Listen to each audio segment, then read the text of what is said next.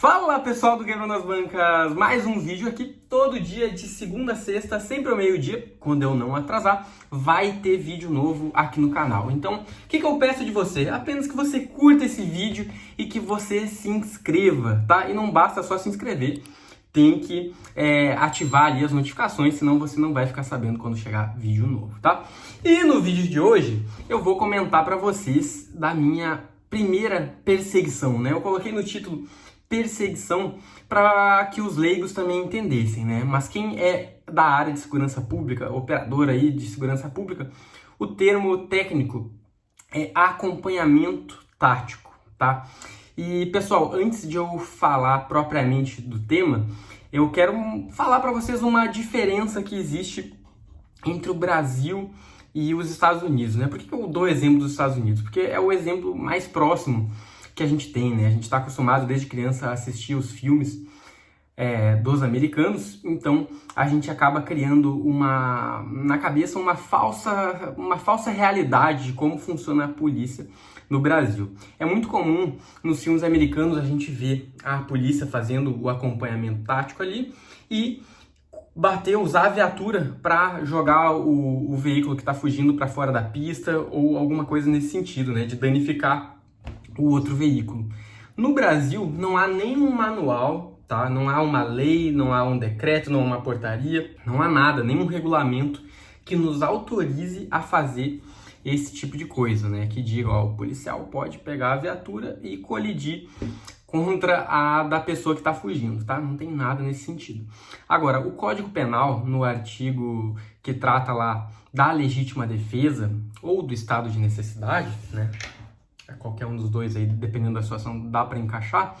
A gente pode sim, tá? Se for para salvar a vida de uma pessoa ou para nos proteger, a gente vai poder sim utilizar a viatura como uma arma e tentar tirar a pessoa que está fugindo da pista ou parar ela de alguma forma, tá? Não é o mais recomendável, mas se você não tiver outra alternativa, a legislação por meio do Código Penal, vai acabar nos autorizando a fazer isso. E quando o policial bate a viatura, a gente tem que pagar a viatura? Como que isso funciona?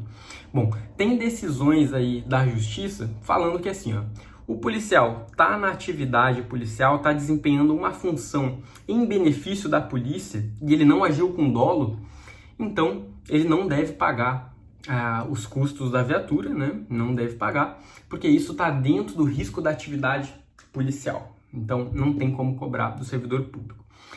Dentro da PRF, tá? A PRF é uma polícia que valoriza bastante o bom policial, aquele cara que gosta de trabalhar, que está na atividade.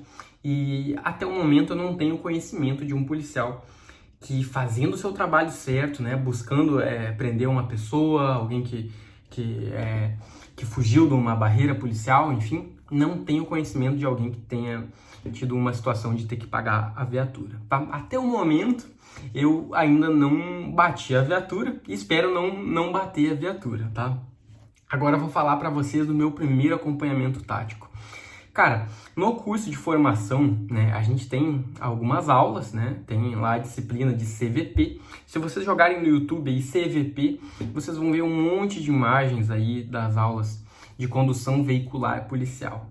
A gente aprende, né, algumas técnicas que são, principalmente o objetivo dessas técnicas são nos manter seguros, né, manter a viatura segura, mesmo em manobras de alta velocidade. Então a gente tem esse treinamento.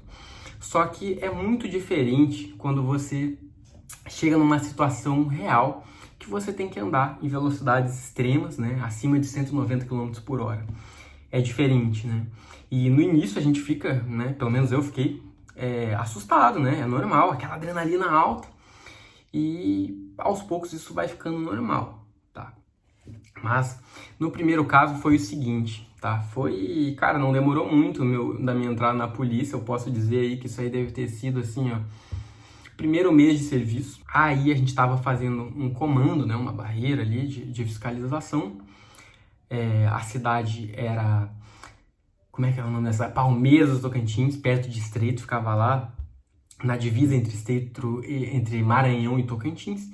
E aí a gente estava lá fazendo barreira e simplesmente passou um carro, ultrapassando todos os outros e muito rápido seguiu em disparada, né? A gente então entrou na viatura, só que daí tinha o tempo da gente entrar na viatura e acelerar e passar os outros veículos para chegar até ele, né? Então pensa aí na velocidade que a gente teve que colocar. A gente andou, era eu o condutor, fomos a mais de 190 km por hora, tá? Nas descidas o carro chegava a mais de 200 e é literalmente você pisar fundo no acelerador o máximo possível.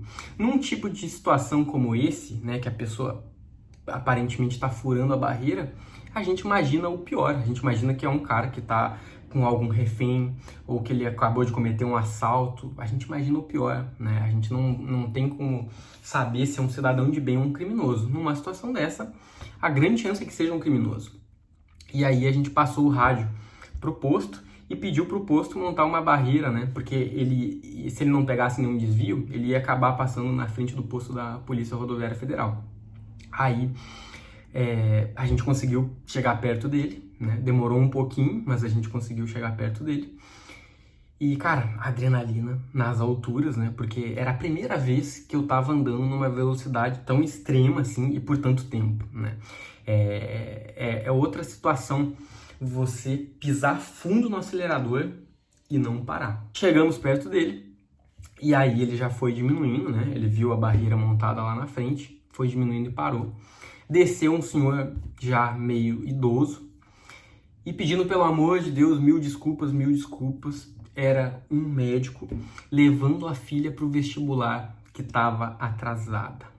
Cara, olha o absurdo. A gente presumiu o pior, né? Pensamos que era um bandido, então estava todo mundo pronto para uma situação de perigo ali que fosse surgir. Mas olha só, né? Era só um médico levando a filha atrasada para o vestibular. Cara, muitas vezes a gente faz esses acompanhamentos e são situações que não são pessoas criminosas, são pessoas que algum parafuso frouxo, né? E nesse caso ele acabou levando uma multa, né? Várias multas, na verdade. Acredito até que a habilitação dele foi suspensa. A filha dele acabou perdendo o vestibular e é a vida.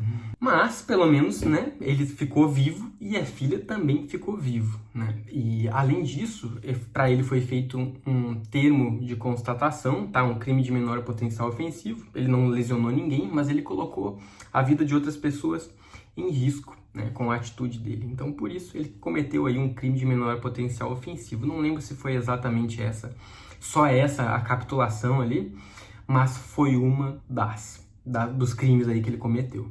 E depois desse acompanhamento tático, cara, teve vários outros na minha carreira. Eu fui evoluindo bastante nesse tipo de função, ao ponto que, assim, que hoje, cara, se tem que botar alguém para ser o cara que vai ir atrás de alguém que fugir, eu me prontifico para ser essa pessoa, porque eu acabei ficando bastante confiante em velocidades altas, em controle do veículo na curva.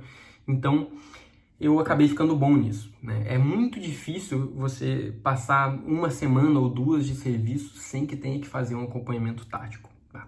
No Brasil, ainda está demorando muito para a população respeitar a polícia. Então, alguns acham que fugir vai dar certo e, assim, quase sempre nunca dá certo. É muito comum, às vezes, o cara fugindo, né? A gente só acompanha. O cara tá lá a 180 km por hora. Beleza, a gente vai a 180 também acompanhando.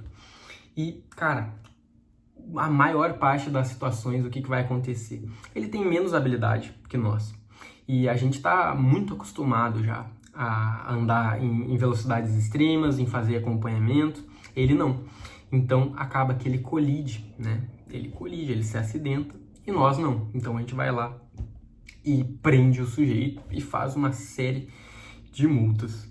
Por hoje, esse é o vídeo.